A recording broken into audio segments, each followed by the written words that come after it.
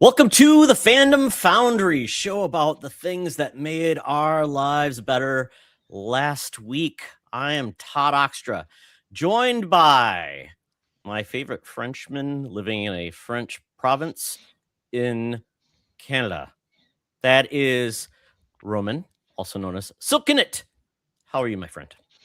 Very good, thank you. I had a 2-week vacation, and I'm still not like in the back. I'm still a bit there, out there, but it's good to be back and to talk with you today. Yeah, we're going to talk all about it because you went about as far east as you can go, I guess. Yeah, around the globe. Because you weren't even in the West Coast, you're on the East Coast. So yeah, you have to go a long way around. Yep. We'll talk all about your journey there, but we're also going to be talking about a lot of the stuff that made us happy. You've been on the show before, so no need to go into a deep intro. Once again, I love having you on. It's a lot of fun. But we're going to kick this off with a new story that made our weeks better. So take it away. What was your best news story? Best news story: Artemis 2 launched, went around the moon, and came back, and that's awesome. It's amazing. That we as like the human species are still chasing that. We didn't stop. They slowed down a bit after all the Apollo missions and when and how that ended, but they worked hard and they made it happen. Yep. The Again. crew is amazing. And I laughed because one of the crewmen is from the Canadian space program, and I believe someone decided to make it look like they're Canadian from South Park. So they had the mouth, which is perfect. I love it to pieces. I mean, you're absolutely right. It's amazing what they did, and when we hear about what the U.S. is going to do, like I had a nice picture of actually the path Yeah, they were going they have on. some really that picture. That's just Where is that yeah, picture? It must be a video. Just go Maybe? back once. Where you were? Let's Just try to make this it one bigger. on the bottom left here. Oh, okay. Oh, did I miss it? Did I make it too big? Let's try this one. It's a better picture. Yeah, that's their trip. But Okay, now we have that's pictures good. of the moon that we never saw before because it's behind. That's crazy. I was thinking about, I was like, they're back already. I'm like, yeah, they were trying to see parts of the moon and go beyond where we've gone before. And, the amazing part is too that they were actually doing better than they thought. They were ahead of things. Did they have a toilet emergency? I can't remember. Was that one of the problems they had? I don't have the details. Like I followed from really far, but yeah, that picture is just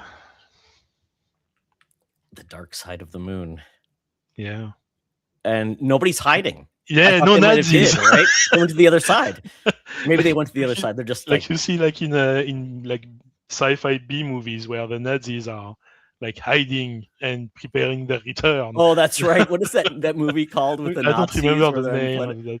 Oh, I love that. It was called Iron something. Or Yeah. I remember that, and they made a sequel to it. Yeah, I mean, it's amazing. I mean, the interesting part is, to your point, that I didn't know if we were going to see more of these type of trips, or space travel was just going to be a more of a touristy thing with like SpaceX, where they kind of go up and then they come back down.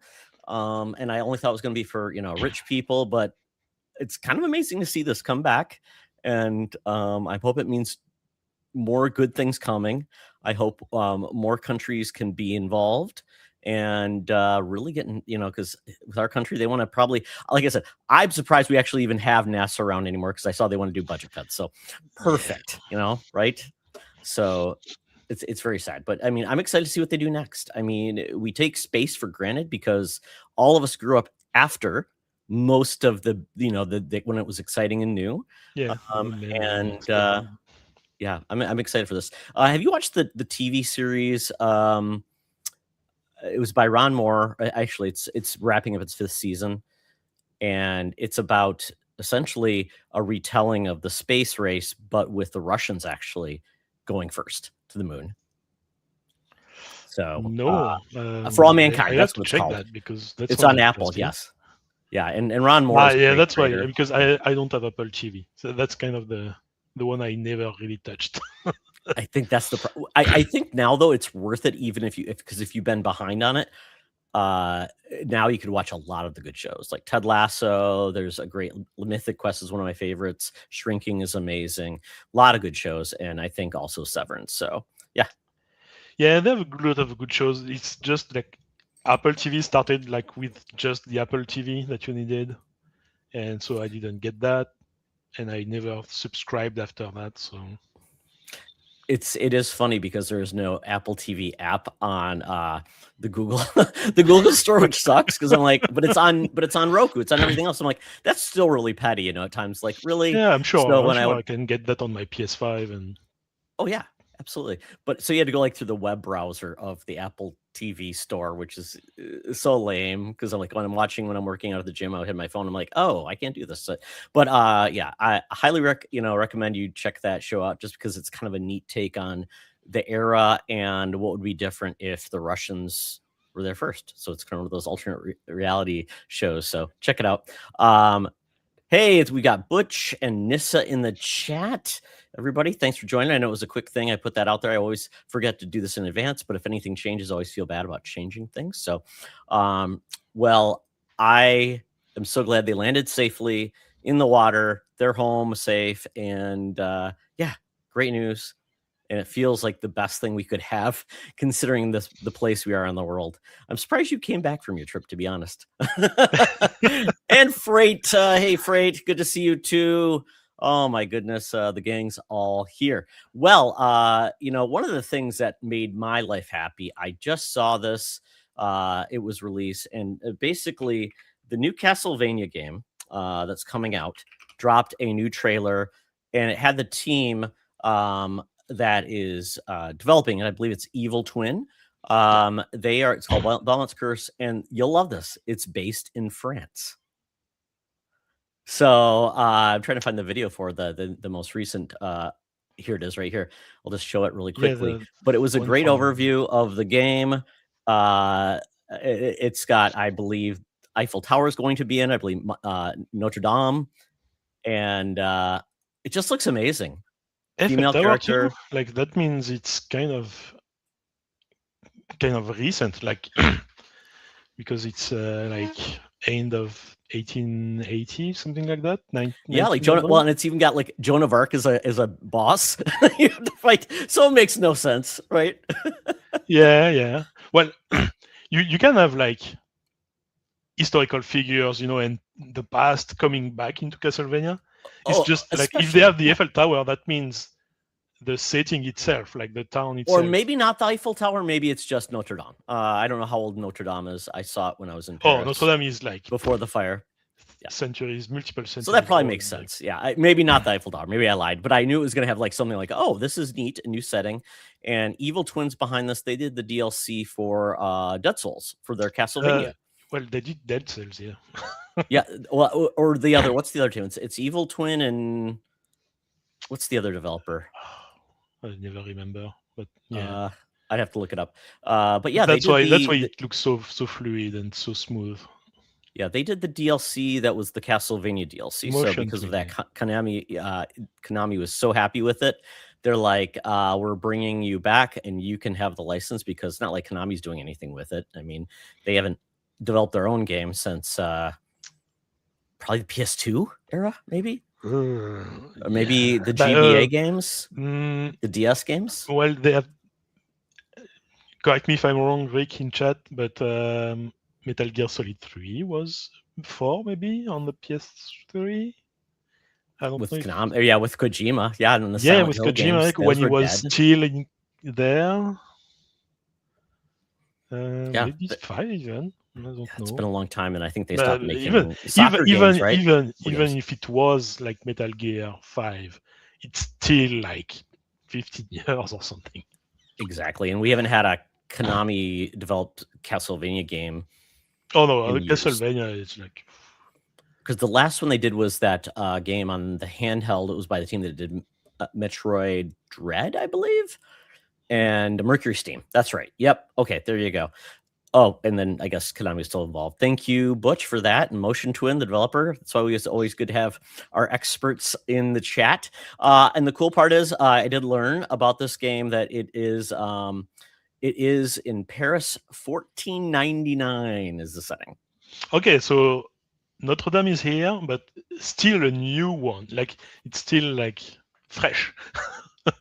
Yeah, Because it's Notre kind of Dame crazy. was. Yeah. It's just the bricks were finally, or the bricks were finally made. But yeah, I'm very excited for this game. It makes me happy. Castlevania is one of my favorite franchises, and it feels like Konami's back in development now. And they did all those great Castlevania collections, and they have that great Castlevania Netflix anime series, or not anime, but basically the style. Well, yeah, it's actually cartoon.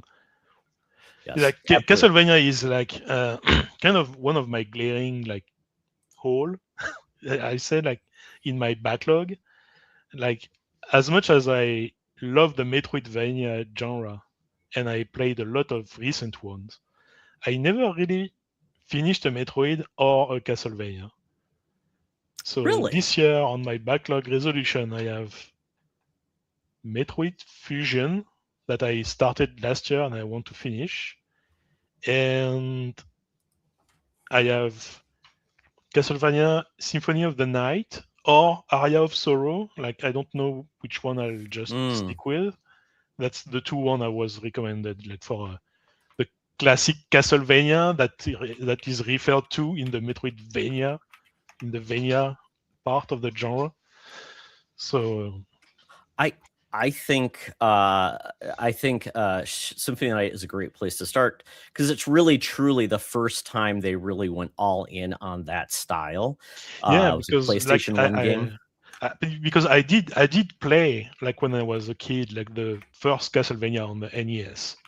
It was one of the game I had. The classics. But it was like not at all like what's now in the Metroidvania genre. It's like totally different route they took on the 2D platformers. Yeah, it's interesting with on the NES. It seemed like you always got the first game that was one way, and then you got a sequel to something else that was really different, like Zelda, Mario. Castlevania the same way. Castlevania 2 is more of an RPG. They added some RPG elements to it, but unfortunately it added some elements that were completely like indecipherable. Like you had to go to this one grave and crouch for like 5 seconds straight to trigger something. I'm like, how would I even know that? Well, that's and so typical. You had to wait till Nintendo Power came out to figure that out, or they call the Nintendo Hotline. So, I think those are both great choices. Metroid Fusion, it looks like it's on the NSO. Yes, that's where I played it, and I'm glad I'm playing these old games on NSO, because they have like the rewind feature and the save states. Because they were designed to be hard and like punishing when you die, when you have checkpoints really far, or like the old Mario games, you have to just start over the whole game. All over there, and if you're at a point your mom calls you up or you have to do something, you leave it there. You hope nobody turns off the NES or unplugs it. If not, then because you hope the cat is not working on your controller.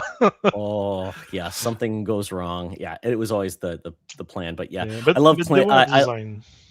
They were designed like that, because there was like 3 games coming out each year. Oh yes. So you had to like spread it thin, like longer possible. I remember playing the original Mega Man.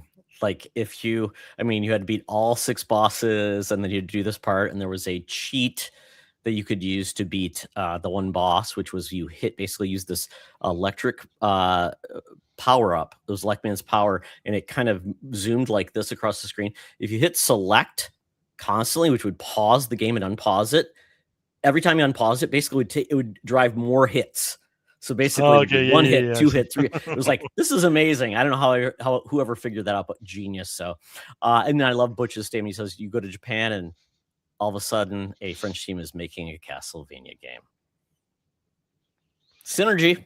It's not a Uh, coincidence. Like French devs have always been really good at video game developing. It's just sometimes they have like down periods, and sometimes people conflate Ubisoft with French devs, yeah, and that's a exactly. They're shame. what? They're all Montreal, so it's still Canadian.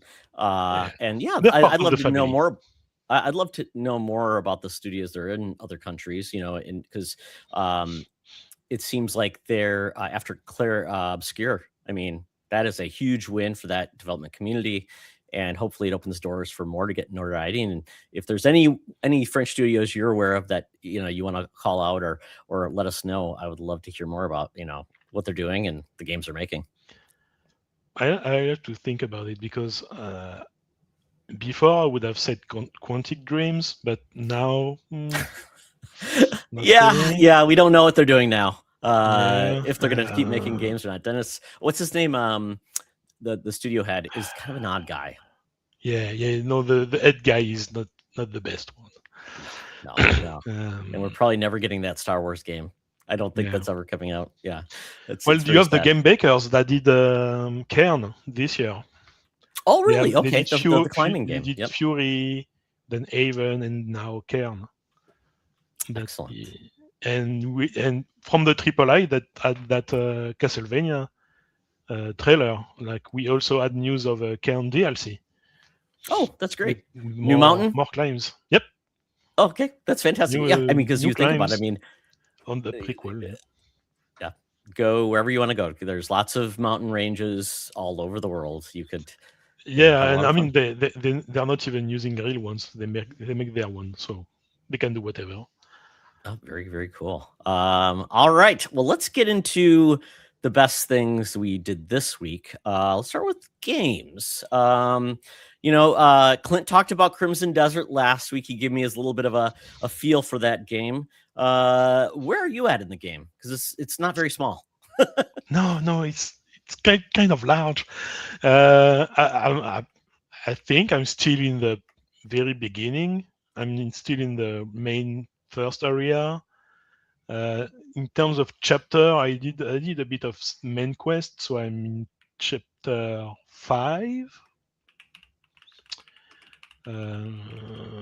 But I'm trying to take care of my camp because I know that once your camp is going, you have like kind of passive resources that comes in that can help you. So I'm trying to develop that a bit. I'm good on it. Like I like being in the world. I like exploring. Uh, the only problem, and I mean it's everyone tells us the same thing. It's just they have a lot of little design decisions and control schemes that are frustrating a lot of the time. Like for example, the select button that you use like to open a map in any other game you can Mm-hmm. think of, on that one changes your point of view, so your camera goes closer. So you have, if you want to open the map and you press the select button like I do all the time, then you have to select through like 4 different point of view before coming back to your original camera, and then you can finally open your map, the other It's buttons. the first game they developed with it, what they're known for Yeah, is an well, I MMO. just want to address what Clint is saying here. Oh, okay. Everyone except Bethesda. Listen, Yeah. you don't play Bethesda game on controllers. They're on PC. It's a mouse and keyboard game, first person, and that's it. Anyone else that plays third person on a Bethesda game, sorry, but you're playing it wrong. I play it wrong then, and I also play Skyrim in third person. So you know what? I'm making it the Yeah. worst, but I love it to pieces. But I Yeah, mean, I mean, that one, like, okay, that one's on me. But they have a lot of interactions, like on the same button. It's either a press or a hold, and the hold happens like not always on the same timing of hold. Sometimes it's the hold gets happens very fast. Sometimes you have to hold it really long. Sometimes it's a double tap. So if you go too fast, it doesn't register the second one, so it's old. Like they have they have Wow. I some mean, really weird stuff. Like it's kind of on the interesting. controller. Like Freight and Butch are both playing it. Freight calls out the fact that he pushed a button and went to first person, and like you said, it's kind of interesting. But yeah, it's MMOs. That's where their background was. So maybe they developed maybe everything around PC first, and then said, okay, this is going to be really complicated to do on a controller. I don't know. Is it something you feel like I there's don't better ways know. to Like do it? I would have to try it mouse and keyboard honestly because I started just on controller because it's a more like third person action game. Yes. So that's why I use the controller by default. But maybe on mouse and keyboard it's better because you can remap everything and just use all your keyboard. Mhm. I mean, that kinda makes sense, and it's funny, I always complain about mouse and keyboard because I get, like, cramping with the keyboard. It's just it's carpal tunnel, things like that, so for me to do anything I used to do, I mean, first person shooters, that was my jam, mouse, keyboard, but I just got this, it's the, Xbox accessibility, like, basically, this is like their, I don't know what you would call it. It's almost like the nunchuck for the Nintendo, but Yeah. it's Xbox, and you can plug it in, and essentially you could use mouse and then use this for all your movement controls in a game on Oh, PC. that's cool. Yeah, I mean it's got all the buttons that you could use, and yeah, and it's USB-C. $30 on the Xbox store. So I or Microsoft store. Mm. So I think it's kind of neat. I do wish Yeah. there was more innovation with that because mouse is as precise as you can get, but not everybody loves a keyboard because of whatever. Or if you want to play on the couch and play with PC, and maybe not. That's not your favorite way is having a keyboard on your desk or on your lap, but Yeah, on a laptop. um, Yeah. yeah, but yeah, we'll see what goes. Yeah, okay, I can. What we're going on here? What doesn't work for that theory, Todd, is they actually suggest controllers you start the game. Interesting, then. That is interesting that they would do that. Yeah, they Yeah, would but I suggest a mean, controller, but make it like, is this somebody's first time using a controller? Like, oh, that makes sense. no, I think it's also part of their Korean devs, and that's Yes. Okay. kind of part of how they play games over there. Mm, They like their okay. combos and their like Mm. a lot of button presses, and so it probably works really well for them because they're used to it. Well, that's like watching my son use a controller now compared to how I use a controller. He does like the crab thing, Ah, yeah, the which a lot of club people nose. Yeah. do, and I'm like, that looks like it's going to hurt my hand. So I guess you know what? At one point, nobody thought dual analogs would even work for first-person shooters, and obviously the Halo team showed us that it could. So Yeah. something to know. Well, I'm impressed by this game, but the sheer size of it, like you said, some of the, I guess, would say, kind of the challenges that they proposed when they made this game, even though they're making improvements, which is great. Um, it just seems like this is like their Assassin's Creed, and then the next version or whatever they make, the next game, I'm hoping it's like they are ready for prime time. They've gotten over some of these like weird stumbles they've had because they're doing great. And the game is selling awesome, and people are just amazed at how much you can do in this game, which is pretty Yeah, impressive. yeah. Like apart from the little frustrations, like I still spent like the whole afternoon yesterday in the game, because you can just roam around, do a quest, fetch something, explore a tower you see in the distance. You can go there and explore. So there's a lot to love in the game. It's huge. Yes. And somebody even mentioned that I guess the point is to get to the Crimson Desert, and they're like, did you No, see you how far can. away the Crimson Desert is? Yeah, but you can go there like right away if you want. Like nothing is stopping you. There's no like invisible wall. Maybe you'll die along the way because you'll find enemies or like environment that will kill you, maybe, but you can go there right away if you want. It's impressive. Yeah. And I love that we're getting new studios kind of showing us a different way to approach open worlds, utilizing even what Breath of the Wild has done with climb everywhere, using some of the, like, even the one thing where they show you like moving an object with that device. It's straight up what Tears of the Kingdom. So yeah, I mean it's great. I'm glad everyone is kind of learning from each other now, and it makes it a lot easier to really grow games in ways that we never thought we would. So very cool. Yeah. So another game you're playing, which the name, I think I tried the first game, wasn't for me. So tell me No, about this it's game. Grime 2. Grime 2 follows right on the steps of Grime 1, and yeah, it's not for everyone.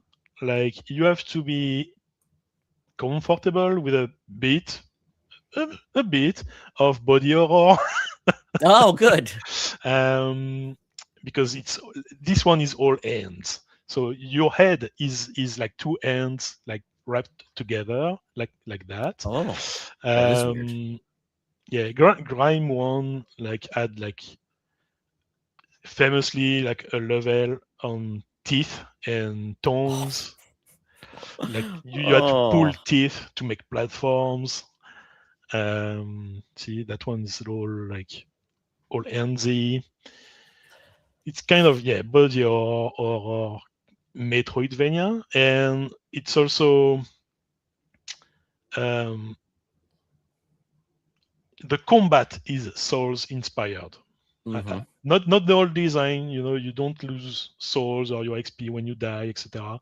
But the combat itself, like, it's based on your stamina Mm-hmm. and the dodges, the parry. You have to be patient. You can't like spam you can spam your attack all the time, but you'll die very quickly.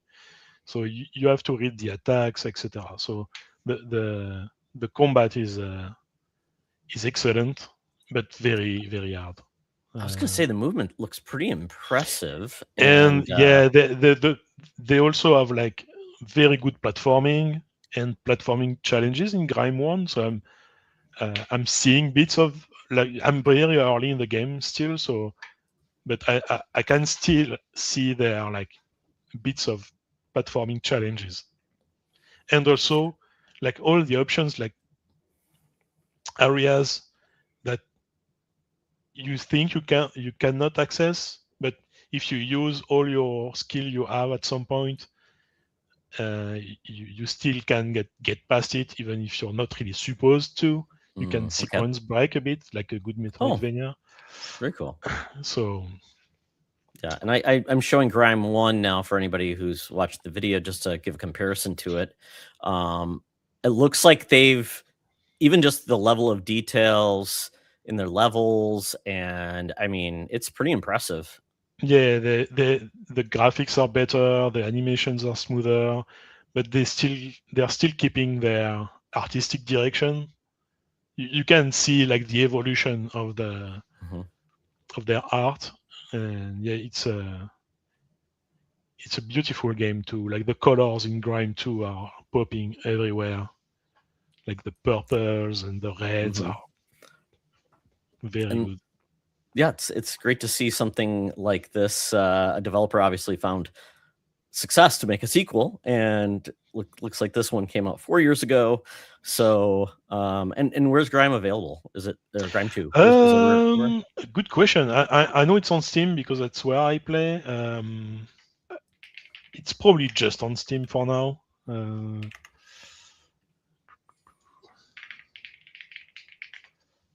Mhm. Yeah, just on Steam, I think. Okay. Well, very, very cool. Check out Grime 2, everybody. And Silcanit is you're a demon. You play a lot of games. You're very good at games. So I appreciate that. Me, on the other hand, I keep getting distracted by too many things. My son at a concert, other things. So Resident Evil 9 still waits for me to get back to it. And then I should be getting Pragmata on Friday, and then replaced comes out next week, which I'm going to talk about. But that's a game where I promised Chris John, who does 1 Hour 1 Decision. That's been one of our most anticipated games. Like I said, once that comes out, we're talking about it, right, Todd? I'm like, yes, we will. But it's also my birthday. I'm going to a con. There's a concert that I'm going to for my birthday on Friday.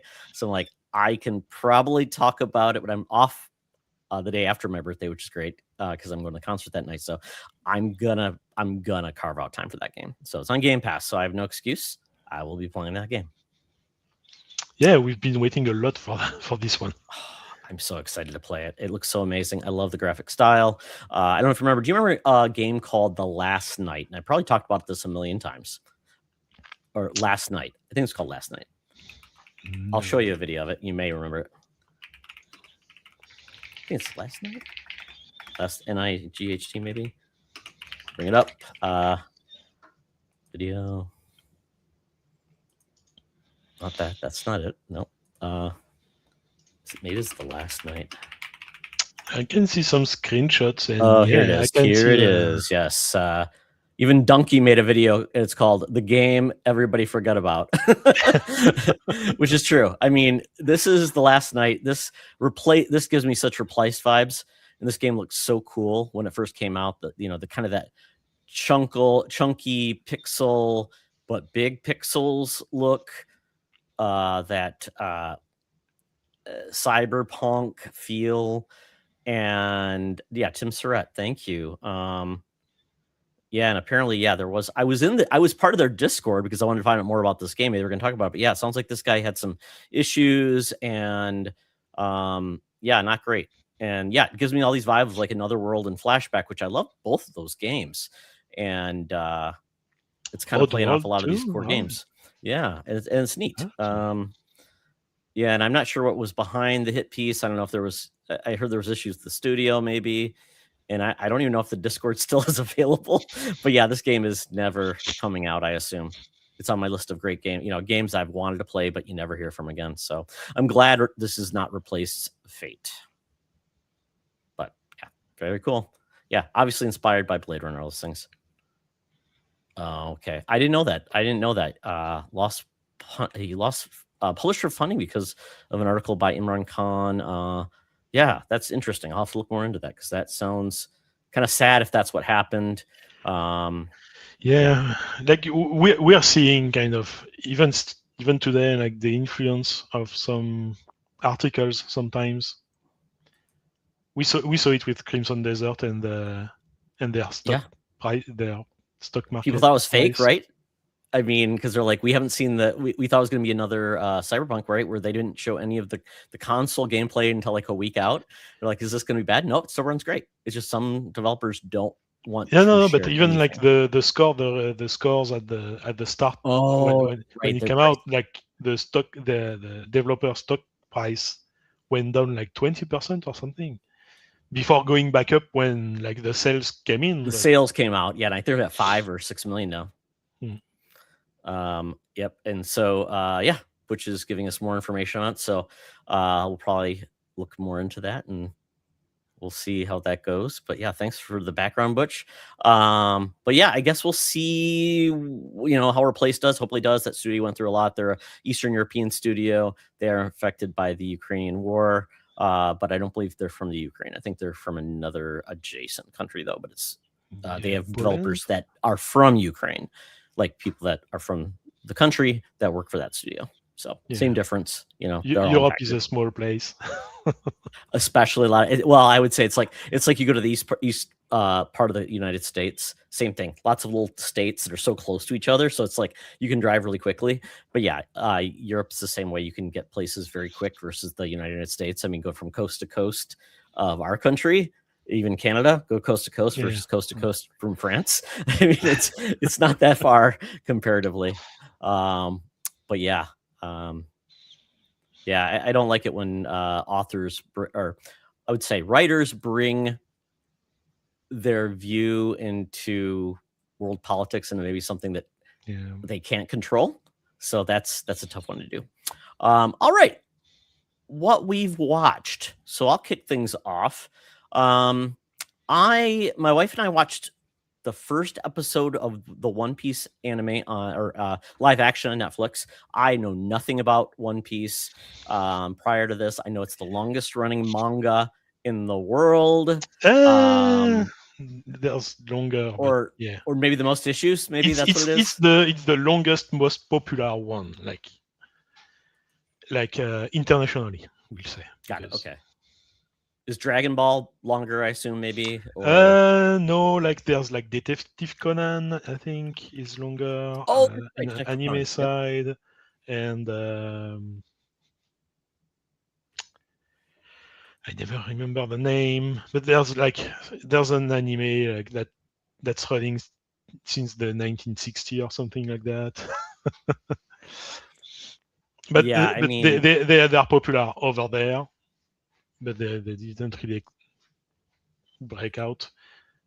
One Piece is by large like the most popular and the most like grossing franchise it's in part of like manga the anime. shonen or whatever they call it, like the Yeah, shonen shonen type is of the series. genre. It's Yeah. kind of for young boys. Which It's that like magazine was it Shonen Knife or was it Shonen Jump. Shonen Jump? And then there's also a band called Shonen Knife, I think, in Japan too. They So have they have a lot of magazines because that's how they consume most of their manga. Like they have these it's weekly disposable, right? magazines. It's Yeah, yeah, you just yeah. receive I it. bought Yeah. two of them like for souvenirs, and it's really like having like a cheap newspaper paper, and printing. It's really like Comic books were the same thing, right? You just bought them. They you were buy never them meant to be to read collector's them, and items. then you put them in the garbage. Yep. And if you really like a series, after that you buy the volumes. But that's how they consume it most of the time. Yeah. So this series, it's about a boy named Luffy who wants to be the king of pirates. He's looking for the ultimate treasure called the One Piece, and he is like the nice pirate. He has a view of pirates that are different than others, and which is great. And his goal is just to get a crew together and sail the seas, have great adventures, and become king of pirates. That's kind of like the big piece there. But the part where it gets interesting for me, so we watched the first episode about a year ago or whenever it first came out, and then I just walked away thinking, "Oh, I'll get back to it," and I never did. I'm bad about that. So I do that all the time. I watched a couple of episodes, I'm like, "Oh, I need to watch more." I don't. But then I'm like, you know what? I really liked what I saw because I'm not sure how faithful it is, and for me, that's not always a matter of how faithful it is, but is it a good show? Because I get it. I have nothing to tie into it and if I enjoy it. And this show, I feel like it's an interesting adaptation where um it's a Western adaptation and I'm really enjoying it. Some of the things they pull off, I'm like, I didn't know if that was gonna work. Like one of the first villains is a weird clown.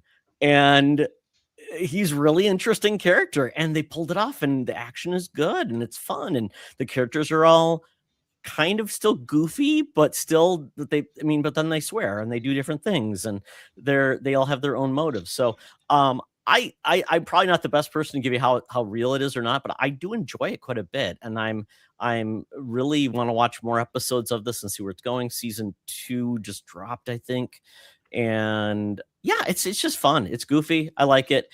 It does feel like there's elements of it that are just like, okay, I see where this is going, but it's fun. So, have you watched any of this or watched any of the anime or read the manga? Well, that's funny that you're talking about One Piece because uh, going to Japan, I had kind of a lot of like downtime in the evening, Mhm, etc., and that brought me back kind of to catch up on One Piece the manga mhm, because I've been reading it like 4 years now, but I always kind of wait for an arc to be done to have kind of some meat to read and just get lost in it because week after week it's a bit. Sometimes you have a chapter that's a big revelation and action, mhm. but sometimes you have like setups, etc. So it's a bit long in the tooth. But yeah, I finally caught up on the manga. So I read like 200 chapters or something like that. So now I'm caught up. I have to read that one, the 1179. That's the one that Wow. came out Chapter this week. 117. So is it chapters like one issue of a comic or something like that? Is that the equivalent? Yeah, like it's one per week. So yeah, So I'm trying to it's see it's why. been it's been Oh, okay. I see what they going did. on for like 30 years at this point or Ah, okay. something. But this is kind of neat. Viz Media or Viz.com looks like they do release issues that are free to read. Yes, well, that's how I caught up. It's like they have the Shonen Jump application on Android, and you can like have a subscription and read all the chapters they have, and they release simultaneous at the same time. Simultaneously. It's one of my favorite Yeah, words. Yes. Rolls off the tongue. yeah. So each week, like it comes out at the same time in Japanese and in English, so you can keep up to date in English. And I think like the last 3 weeks are free. But so if you're already caught up, it's really good because you can just each week you get your free chapter and you don't have to pay anything. But I was like kind of I had a backlog of chapters, so like for Wow. $5 a month, and I bought that and I caught up on that. Looks like about 9 chapters or 9 to 10 chapters, 12 chapters per volume. Yeah, per volume. Yeah, And usually yeah, I 10, mean, 9, 10, and they wow. are like 17, 18 pages each. These are crazy. Yeah.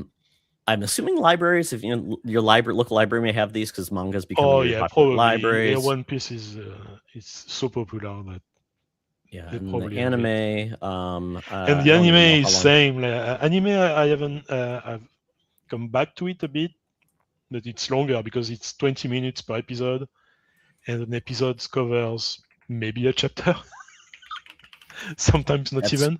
oh yeah, Uh, it's like with the Dragon Ball where it's like every kind of. episode is just like, oh my god, because it was a weekly or daily Yeah, show, or weekly show. yeah, yeah. So it was a And lot of like an American soap opera. It's like, oh, what are we doing now?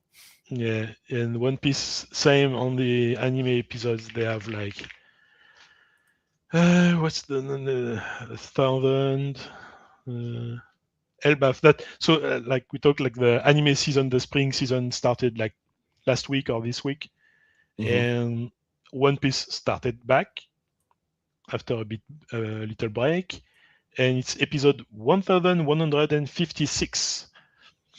So That's crazy, and apparently they're doing a Lego One Piece. I didn't know anything about. I didn't know either, but Well, here we go. It's on Netflix as well. Probably Netflix knows they've got something. So, yeah. um, which would kind of make sense to do a video game then based on it. I don't know if there is. Are most of the One Piece games just fighting games or? Uh, so they have. I know they have fighting games. I know they have like a kind of action RPG game, the One Piece Odyssey, that Okay. covers kind of like the first main, the a couple of the main starter arcs. So it covers kind of a good chunk of the story. So Oh, that's cool. you can catch up like up to a point with the game. Mhm. Then you can switch to the anime or the manga if you prefer. Like you you can mix and match your media now with One Piece. That's pretty cool. I mean, it's nice to have an adaptation that works for the person. Maybe you're not big into reading, or maybe you like anime better, or maybe you want to watch live action, and now you could look at it as Lego. So pretty impressive. And apparently, Butch is now #1 weeb in the world and watching My Hero Academia. Yeah, I'm on the final season of My Hero Academia. I always watch it with my son. He's in college. Over Christmas break, we watched some more of it, but now it's wrapped up, but we have not finished it. So I will not watch it without him. And he finally let me watch the sub, not dubbed. Or no, let me watch the dub version because I said, "Can we finally do this?" Because I've been watching it and some of the voices just don't work for me. But yeah, it's fun. Yeah. Well, like I always watch sub. I would always recommend the sub, but the main point is if you watch anime, watch them how you're comfortable with. Hmm. Like I prefer talking to someone that watched an entire series dubbed Hmm. than someone that didn't, just Yes. because like just consume the product Yes. however you need to. Yeah, my wife has macular degeneration in her eye, so eyesight is hard. So subtitles are just hard for her, which sucks. And Netflix has been doing a pretty good job of they do put dubbed versions of like foreign shows, like a lot of Indian shows have it. And one of the movies it's on my backlog, which is the Guillermo del Toro films, which are typically in Spanish, Devil's Backbone and Pan's Labyrinth. They're all there's no dub of those. Guillermo del Toro will kill people before he allowed it. Yeah, and so I eventually will maybe see if I can get the subtitles big enough where she can see them. But yeah, she's probably going to be focused on reading it. But I do want to watch those. So I hope you yeah, to can your point. watch Pan's Labyrinth. All It's right. my one of my favorite movies Oh, excellent. of all time. I'll have to check that out. And then let's see. Freight says Shangri-La Frontiers. Yeah, it's a good one. This one, it's it's about kind of a pro player of VR MMO games. So that's a guy that usually plays bad games, like very bad Mm, games, buggy okay. games, and his thing is like to abuse bugs in these games, etc. And he decides, like on a like summer break, to start Shangri-La Frontier, which is like the highest, best, like triple, quadruple A game, like developed, and he applies kind of his logic, like to abuse the games, and so it's all the shenanigans that goes with that, because he becomes kind of not I have never heard overpowered, of this but before. yeah, and it's like from the it's kind of that vision of VR games that are like full body VR, but that just from your head, kind of like Hmm. Sword Art Online. So you Oh yeah. control the Hmm. whole body just with your mind. Hmm. And since he's used to play bad games with bad reactivity, etc., when he comes in that world, like that super well designed and responsive, is is kind of over the top, and he joins Okay. with like companions from other games. It's really good. Interesting. Okay. Something new. Appreciate it. And he's got a rooster for a head. Interesting. Yeah, it's a technically it's just a mask, Oh, okay. Kind of like the because character like from because like Demon Slayer that has the boar kind of mask. like, it's because like when he starts the game, he notices when he creates his character that he can sell his starter gear to get money, to have a leg up on the money side. Hmm. And he still has, I think he still has to have something, so he takes the cheapest mask, that's Ah, okay. the Got chicken it. head, and he's just like wearing like shorts or boxers. Yeah, it's like And having the jankiest armor because set because the because he power doesn't versus wear looking good. armor, so he has more agility because he's not encumbered. So, but then he receives stuff that makes him like better if he has less armor. So he's just staying like that. It's like my son. He minimizes like I forgot what it was. He basically he likes to become like a glass cannon. We're basically super powerful, but he can get one shotted very easily. So I totally get that. Yeah, the glass cannons. Yeah, I love it. Well, very cool. So One Piece kind of went on to an interesting, but I'm excited to watch more. So always excited to find something new to keep me happy. And Silk, I know you've been busy traveling, things like that. Anything new that you've been watching? Not really. Like for this week, I came back at the start of the week home, and I didn't really catch up. I jumped back into games because I had Withdrawal. withdrawal symptoms. But no, like a couple episodes of anime, like the start of One Piece, the new arc, and also finished another one that I started before leaving, but nothing remarkable on Very that cool. front. Yeah, I have been binging the new season of The Boys, still watching Invincible, and Daredevil's out, and I haven't really. I mean, I think I'm behind one episode of Daredevil, so there's a lot going on right now, and yeah, so that's why gaming has not been something I've been able to do much of. So let's get into food, and maybe we'll do this. So I'm going to switch the order a little bit. We'll talk about food, and then we'll get right into your Japan trip. So first, my food is I went to a cool author event, and we went to a place called La Doña Cerveceria. So this is basically a really good Mexican beer hall, and they have amazing food. And I got the Al Pastor quesadillas. They were delicious. My wife got yuca fries, amazing food, great beer. Love the aesthetics of the place. Let me see if I can bring it up. It's right in Minneapolis. Let's see if I can bring up their Instagram, but let's see. Just bring up the page. Yeah, I mean, it's just a very cool place. Lots of good food. Tacos. You could get lots of other food. It's a lot of Ecuadorian food as well, which is kind of interesting.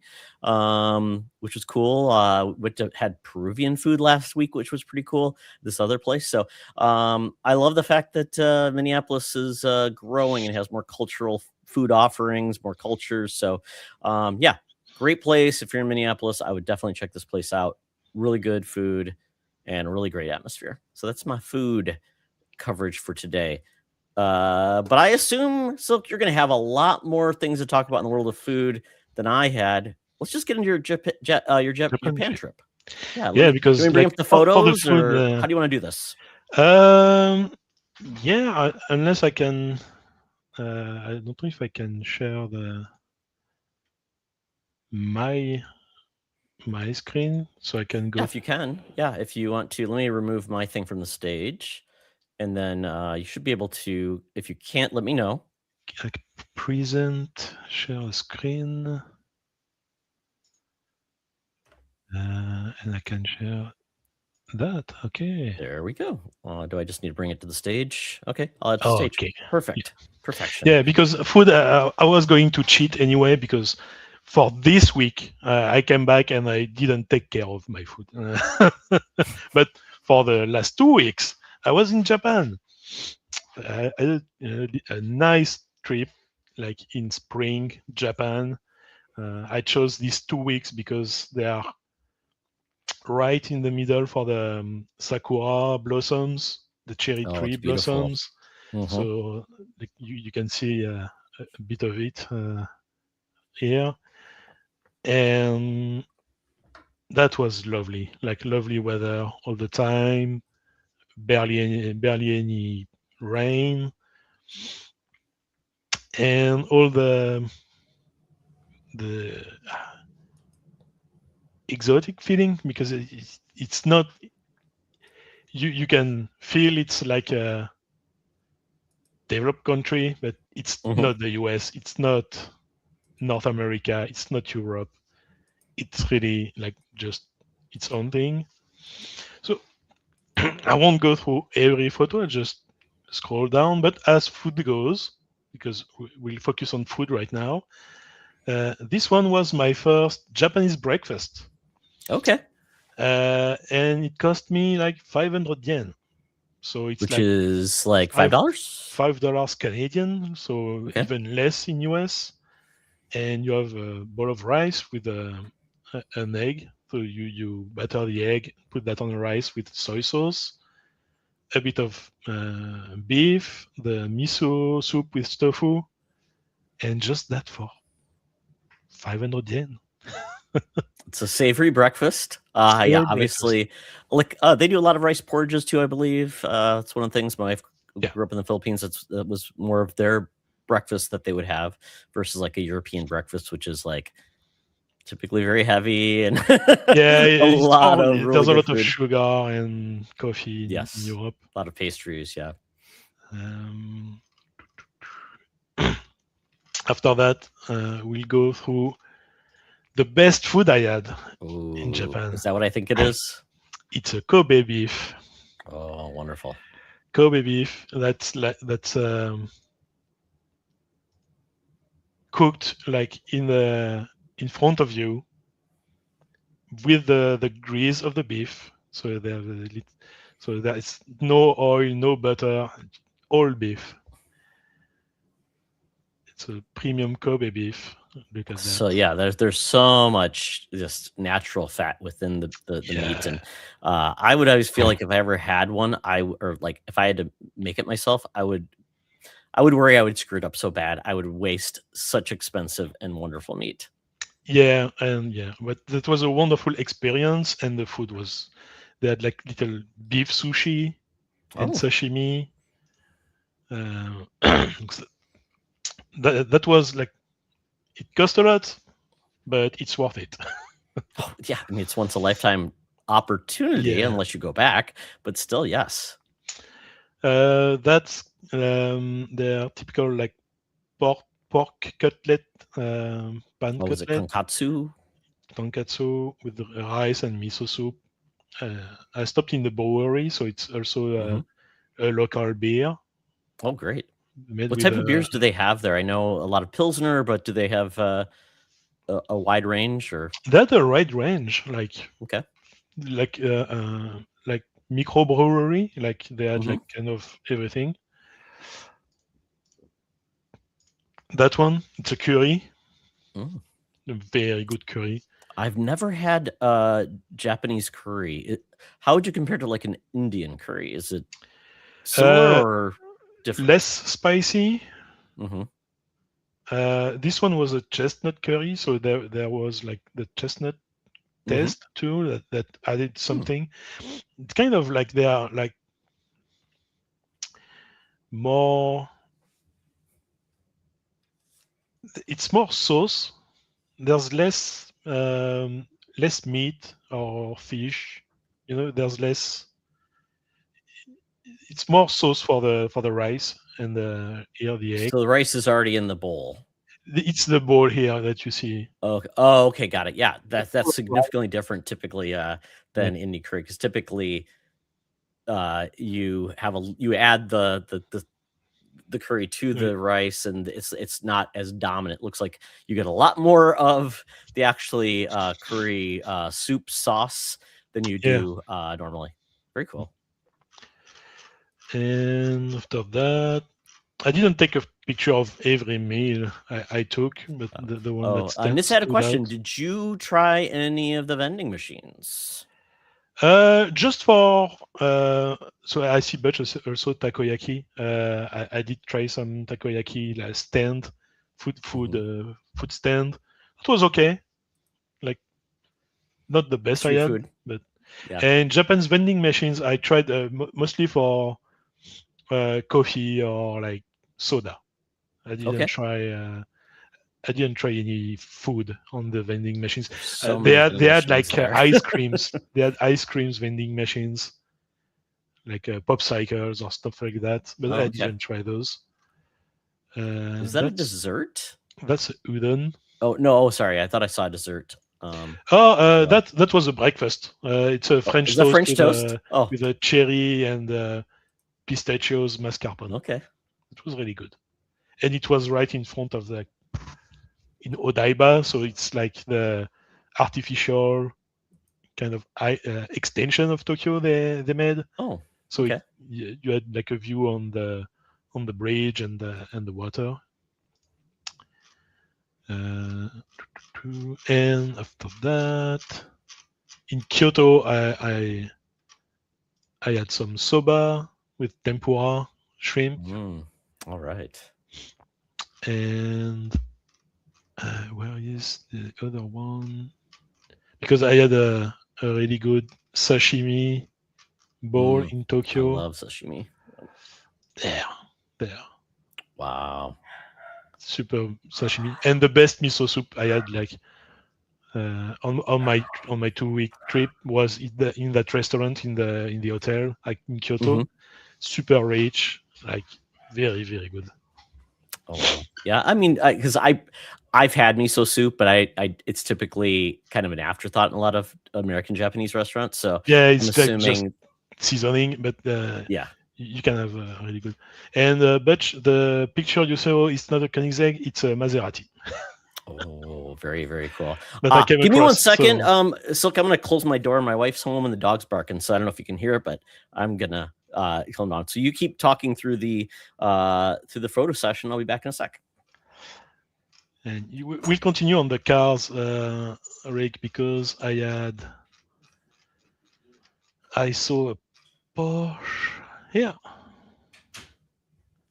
a Porsche, and in Haute Daiba, I came across. It was not planned, but I came across kind of a car meet. Oh, very cool. Was it a Tokyo Drift? Like honestly, I saw that and I was like, oh, I'm getting like Forza Were Horizon they taking 6 footage for live. Forza 6? Yeah, just That's what you giving were really doing there, weren't you? for my Weren't you? So batteries. you were doing Forza 6. All right. So this is very, very cool. If you guys have any more questions about Silk's journey, let us know. So Silk, in regards to your trip, which cities did you visit? So I went in Tokyo. So I spent a week in Tokyo, and Wow. because of the traveling, I spent really just 2 days in Kyoto, Mm-hmm. and I kind of regretted it a bit. I think I should have done like 6 days in Tokyo Mm, and add a day in Kyoto, but yeah. Okay. uh, and I did like an afternoon because of the travel, etc. An afternoon in Kawazu. So it's a little town like in train. It's like 2 hours from Tokyo in the south Mm-hmm. because they have in Kawazu they have like a French garden, and when they opened it like 25 years ago, they asked my uncle, who is a carpenter, to build like a French kiosk for the garden. Oh, really? So I wanted to, since I was in Japan, I wanted to see You had to what see it. I wanted to see it. So that's what he built, that kiosk here. So we can see it here, and it's still like well maintained. When I was there, they were doing some maintenance on it. Yeah, that looks amazing. You said it was 25 years ago? Kind of, yeah. I Okay. think 25, something like that. How did that happen? Well, they wanted like to do a French garden, so Okay. they wanted to hire like French expertise on the to make it authentic, I guess. So that's how that worked. That's amazing. Yeah, then you have something to see and talk about. You could even give a guide tour of it. There you go. Yeah.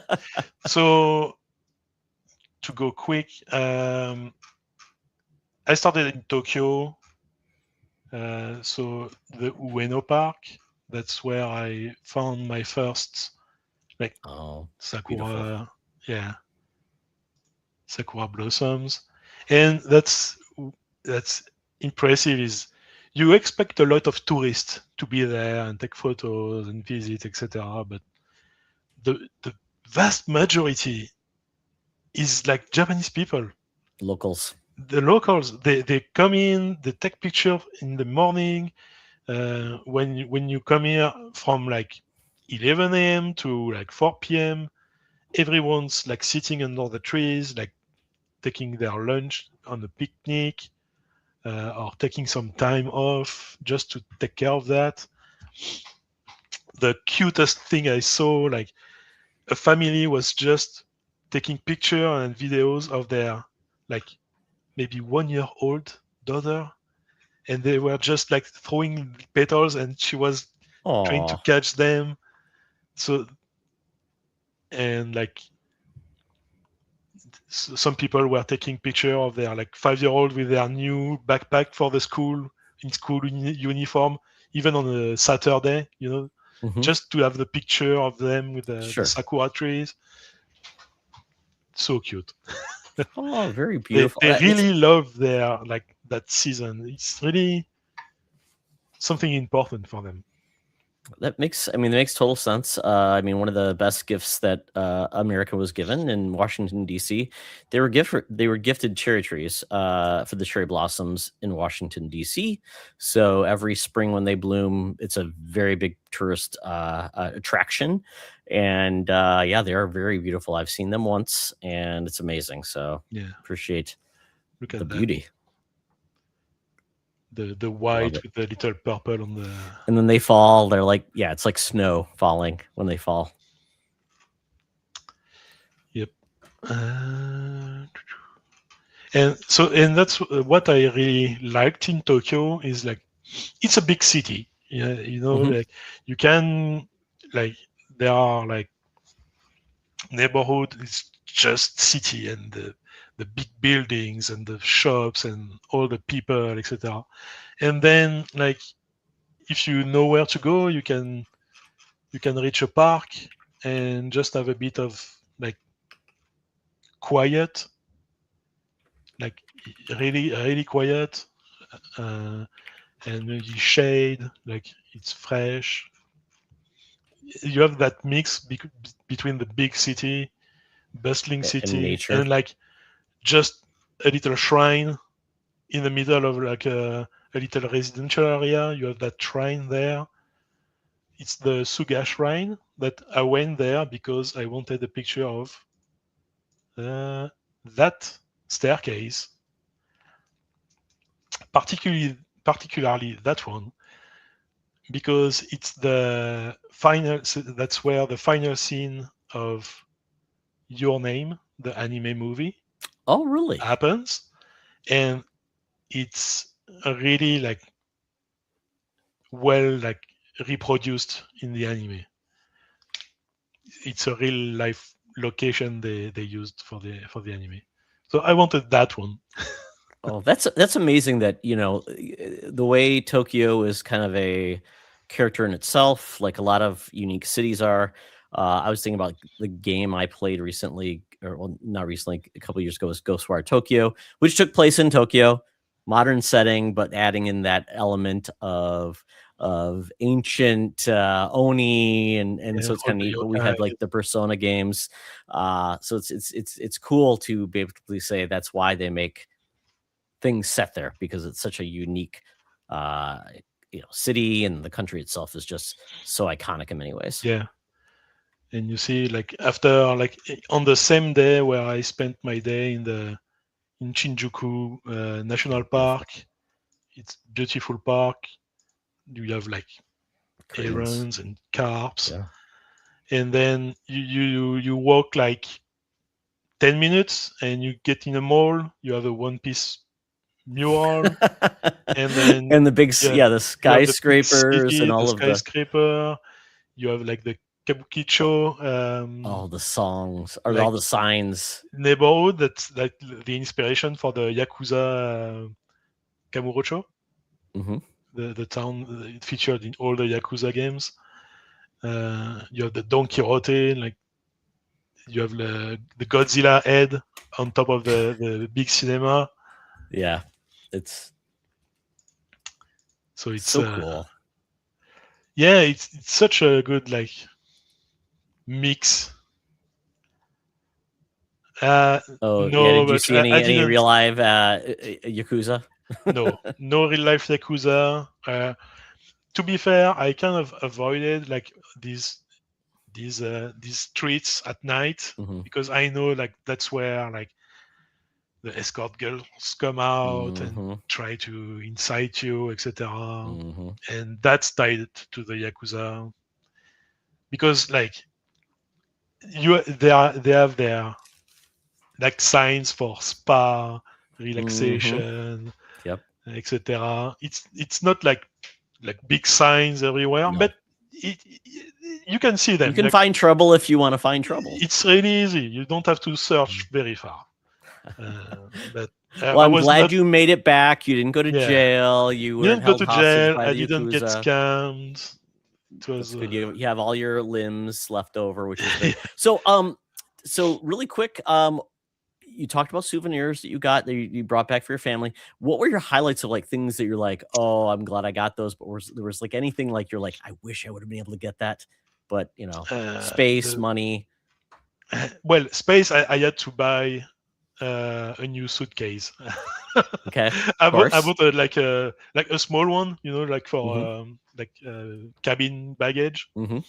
But I had You to took buy one like piece of clothes, that was it, and then to pack everything else away. Yes, I don't need clothes. yeah, I can Wait, was buy that the that picture of back. the Gundam, like the Mega Yes, Gundam? Oh, I yes, love that's a that. big Gundam in Odaiba. That's Yeah, amazing. it's towering, and that's what's insane is that the level of detail. Like everywhere, they The have these stickers, little yeah, warnings, caution, yeah. manual release stuff Oh, wow, everywhere around the Gundam. that's amazing. Yeah, Love that. it's a big one. So sorry, I And interrupted your souvenir and your yeah, yeah. uh, souvenir. The one I'm really happy I got back because that's going to be a gift for my father. Where is it?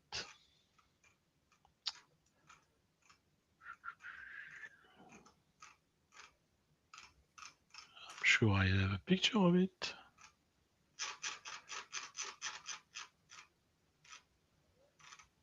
Where is it?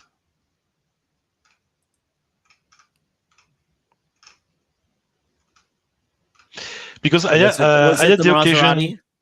Yeah, I had the occasion to forge a knife. Oh, amazing. So it's a guided activity. So they give you like your piece of steel, and Mm-hmm. they are the one like putting it in and out of the fire because Mm-hmm. it's the most But you're dangerous doing the part. manpower. And you're doing the manpower of Okay. hammering it and then grinding it.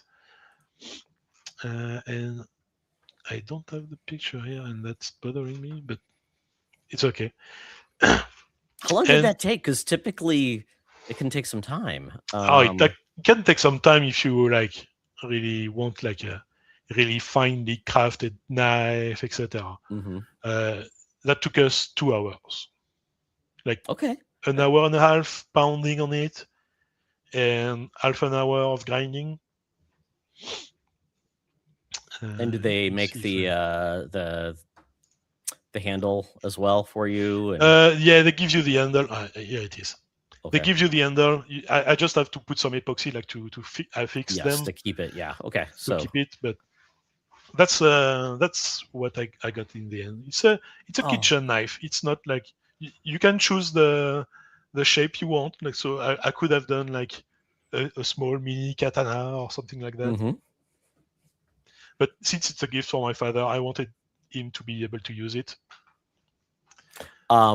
That's amazing. I love that you did that. I'm a big fan of that show Forged in Fire, where they make Yeah. swords and knives every episode. So seeing what you did in a short period of time, my friend's son is also into blacksmithing. So that's a great souvenir because Yeah. you made it, you had an experience, right? And it will be used by someone you love. So I love that. Yep. So as souvenirs, like for all my nieces and nephews, I bought some omamori, the little talismans they sell Oh, in the okay. shrines. Hmm. Um, and I don't have picture of everything else, but uh, I have like a plushie of Totoro for one of my sister, which who is a Wow. fan. Yeah. I have like a picnic blanket for my other sister, and I have like a kind of a travel bag that's made from like recycled kimono Oh, very cool. for my mother, and and that's Oh, my souvenirs for I me. thought the Dragon Ball was for your mother. No, these ones are all for me. So I have Oh, like well, Futaka and the I'm sky, glad you treated yourself. Oh yeah, yes, I did. Yeah. Oh, that's amazing. I love So your pictures. Kyuubi, Nami from One Piece. Okay. The Goku is just the picture doesn't even do it justice because it Hmm. kind of has a metallic sheen. It's Oh, not okay. metal, but the paint is metallic. Oh, yes. Yep. Hmm. Oh, Yeah, yeah, I can see. I also blue. looking at your Discord pictures or your Yeah, pictures too, and yeah, that is amazing. Yeah, it's very that is cool. the Mew, the Umbrian. Mhm. Well, So that well, amazing. Thank you for yeah, sharing these amazing pictures. I loved hearing about your journey, and yeah, I am so jealous. I want to go. I know we're going to be going to Europe next, in our next trip to probably going to Scotland, that's a good one. London, Scotland, and then we're going to be taking a cruise over to Norway, which I've always wanted to do. So that's probably next trip. And then I would love to go to Japan. I lived in Korea for a year, so I fully understand the appeal of some place that feels quite different than the life you Yeah, live. yeah, it's really different because like I live in a little like 5,000 village far east of Quebec. Hmm. I've lived in Paris like half my life, but it's still not near what Tokyo is in terms of volume and people Hmm. and even through that, like the subway was quiet and clean and it smelled nice. Like I don't know if you ever took the subway in Paris or Montreal, but I've taken subways in Washington. I've taken them in pro- other places, yes, and they are probably New not York is probably the enjoyable. same. No, Yes. but in Tokyo, like it's you want to go there. I've It, heard the Disney Sea in Japan is the cleanest place on the planet. They say it's probably, immaculate. Yes. yeah. It's Um, because everyone like keeps it clean yeah. because it's in the culture. I mean, So these yeah, this is yeah, there's it's a different culture, and that's exactly right. And wow, that's amazing trip. Well, since we're running a little long, we'll really wrap this up. I'm just going to talk about one thing that I did very quickly. Unfortunately, I can't share any video of it, but my son is in the jazz band at the University of Minnesota, and he had a jazz concert. They also have a university has a rock band officially, and it's called Squirrel, but it's spelled really weird. Great concert we went to, but the highlight was Corey Wong. Corey Wong is a guitarist, and he is lauded. He plays across the world. He went to the University of Minnesota, and actually, the joke about that was he tried to get into the jazz band, and he didn't make it. So that was a joke that because the jazz band director is actually still on staff. He was directing them, and it was a little bit of ribbing, but Corey Wong was amazing. They performed multiple of his songs. He played with them, and my son was so excited about it. Then they had the last number was the both the jazz band and the rock band played with Corey Wong, and it made my son's days. Like, Dad, you're gonna love this. It's great. And with my son going to become a music teacher, getting to see amazing musicians has been amazing. This guy is great. He plays all sorts of music. He's performed with a late show band in the US. Yeah, he's a great musician, and my son wanted to get something signed for him. So on after Easter brunch, we tried to find his album. I think we called around 6 different record stores, but we finally found it.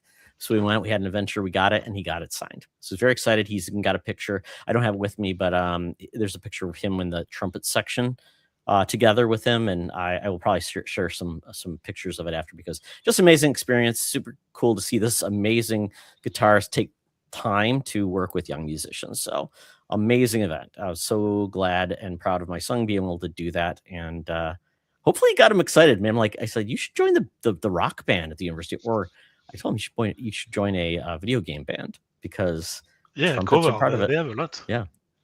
Yeah. It's very cool. And lastly, I want to show you something. It's not as impressive as your maid knife, but I think I finally got something cool off Temu. Of Timu, wow, Yes. So if you are a fan of the Thundercats, Ooh, the Sword of Omens, I this saw came this out. on TV. I'm like, this is going to be a pile of crap, right? It's going to be small, not lived up to. Yeah, It's not that's going to live going up to be to its like due. a keychain size. But it actually is solid metal. So it's not going to break. But I mean, obviously, I'm not going to go to war with it. But I was really impressed. I mean, for the cost and just being able to put it up as a prop, I mean, it's kind of fun. Yeah, that's And really I've always good. wanted to get like, fictional swords and things like that. And, Oh obviously I yeah, would probably get it's like on my bucket list too, like to buy like a a Buster sword or the He-Man sword. But yeah, I mean, even comes with a tip to protect it and a scabbard. So I don't know where I'm going to put it, but you know what? And if I can hold it like that, that means it's not yeah. dangerous at all. But you know what? It's cool. And nobody will know it's not the real Sword of Omens. So, and who knows? Maybe I'll get the He-Man sword next. But yeah, that was kind of my one thing. I'm like, that's kind of fun. And Timu, sometimes you get lucky, For sometimes you once. not. Yes. Well, I would say this: do not buy a hard drive off of Timu because they sold me one. It looked just like that. It looked just like a Samsung 980. I got it and it came up as like 4 terabytes. I'm like, this is ridiculous. It's like $50. And then I plugged it in. It said 4 terabytes, but when I got into it to start transferring files, I think I got 256 gigabytes in it. So they got me, Timu, but they did give me my money back because I said, hey, this is not the right size. So I think I got a 256 gigabyte NVMe drive for like $10. So you know what? It worked out. And then I just want to, Nissa actually had a comment at the beginning. I just want to drop this out to Nissa. Thanks for being on, Nissa. She goes, here we go. The best thing this happened to her this week was Seamus Black wearing a digital T-shirt, and this was just on Luke and Logan on the expansion pass. Had Seamus Black Leon, and he talked about a lot of cool stuff. Really got off the rails and talked about physics and all these other crazy things. Talked about his time doing being a musician, and then Nissa saw the shirt he was wearing, and apparently he worked with digital computer back in the day, and then her father worked for digital. So kind of cool. It's neat to have that connection. And Seamus asked, like, hey, what does your dad do? So kind of a cool connection. I'm glad Luke and that team are having luck getting some great Yeah, he's Xbox been personalities. killing it on the interview lately. Yeah, so great job to those guys. They definitely made my week better by and they had Ed Freeze on interview with Ed Freeze on earlier, and I'm glad to see those guys do so well. So with that, is there one thing you're excited about coming this week, Silk?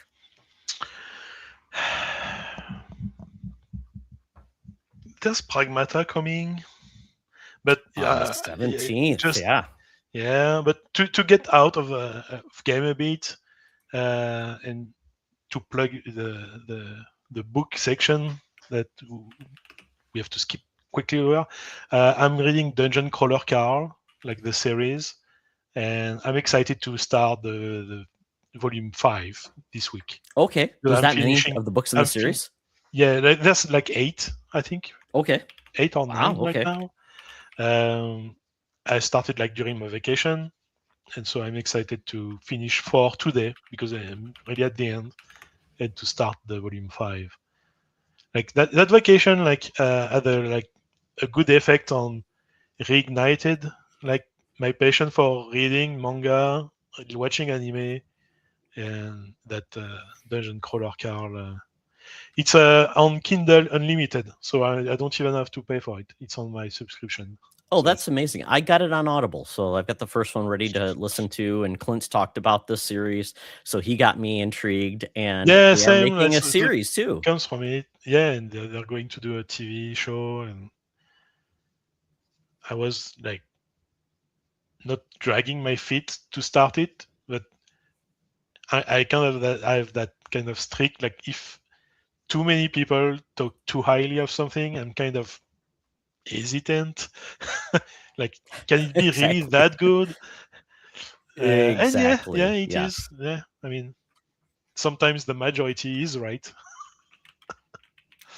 And that's a good point. Sometimes something because it's popular is not bad, or it's not like saccharine, or and I did the dorky thing when I went to Europe. I read the Da Vinci Code because everybody was, I mean, that was a while ago. I mean, a long time ago. So it was just getting really popular, but it was great because it kind of followed my travels anyway. So it was kind of neat to go all the different parts that they kind of discovered in that book and they covered, which was great. So I do want to give Dungeon Crawler Carl my time. So I think what I'm probably going to do is rather than listen to some podcasts, I'm just going to, on my way to work, listen to the book that way. So at least I have an excuse and it's time. I can't do anything else. I can't get distracted by anything else. If the audiobook is like the book, like it's a really light reading, you know, it's focused on the action and the dialogue. Like it goes, the pace is really good. Like it's engaging. So I've heard it's got a unique take on genres, which I really like.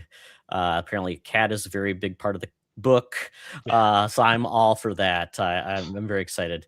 Let's see. So very good. And so how long are the books? Typically like 300 pages, something like that?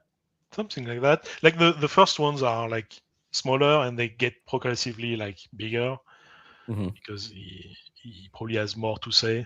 But I mean, it's also on the structure. Like you'll see, like it's also on the structure of like the dungeon.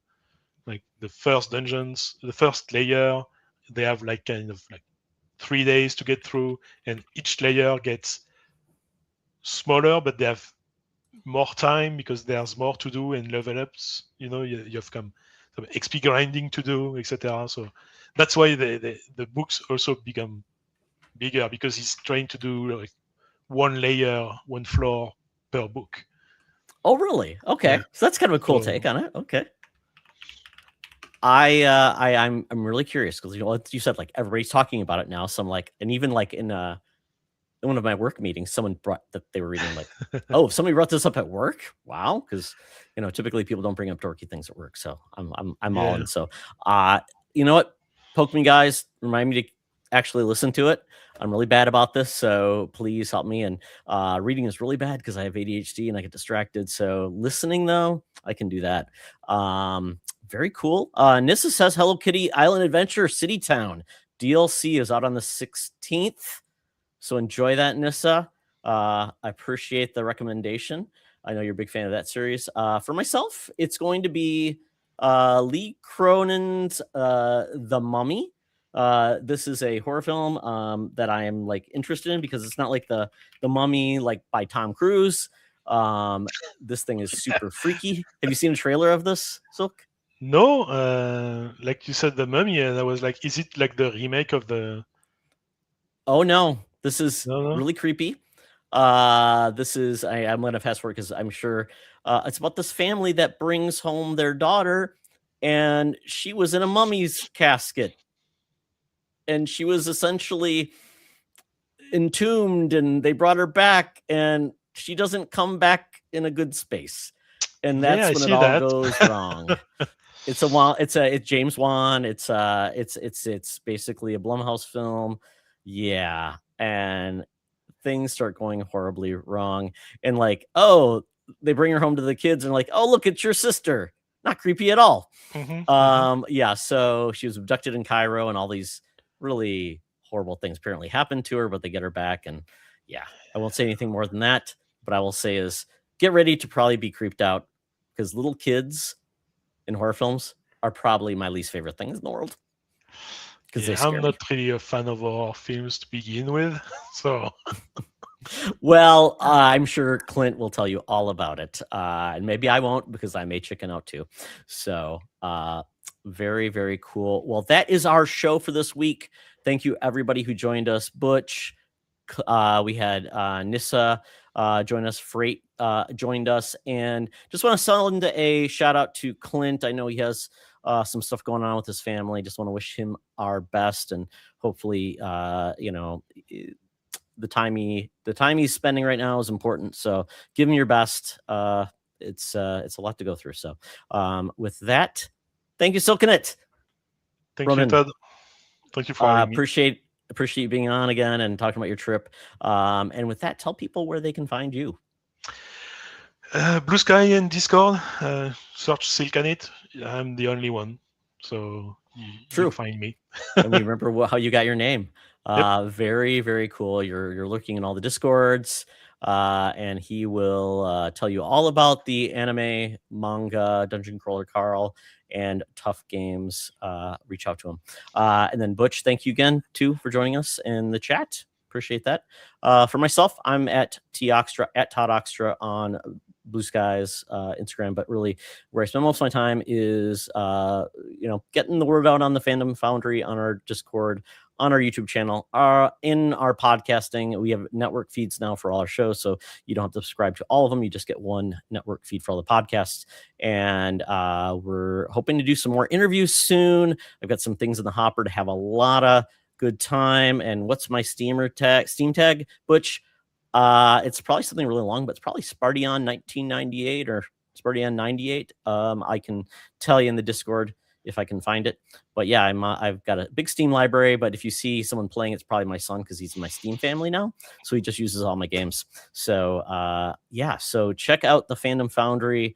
Appreciate everybody joining us in the chat. And if you guys know somebody who'd like to talk about their best things they had this week, let me know. And with that, thank you, everyone. It's been a great week, despite all the things happening in the world. So let's make next week your best week ever. Goodbye. Goodbye.